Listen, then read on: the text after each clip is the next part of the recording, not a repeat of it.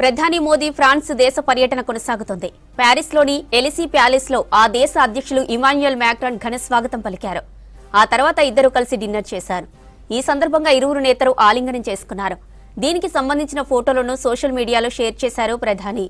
రెండు దేశాల మధ్య సంబంధాలు కీలక అంశాల అజెండా సమావేశం కొనసాగిందన్నారు. 2 రోజుల ఫ్రాన్స్ టూర్లో భాగంగా ఏఐ సమ్మిట్లో పాల్గొంటారు ప్రధాని. ఆర్టిఫిషియల్ ఇంటెలిజెన్స్ అడ్వాన్స్ టెక్నాలజీతో ప్రజలకు జరిగే మేలుపై చర్చించనున్నారు. అలాగే మార్సెల్లీలో భారత మొదటి కాన్సులేట్ ఏర్పాటు చేయనున్నారు. అంతకుముందు ఫ్రాన్స్ చేరుకున్న ప్రధాని మోదీకి ఎయిర్పోర్టులో గ్రాండ్ వెల్కమ్ చెప్పారు ఆ దేశ సాయుధ దళాలు.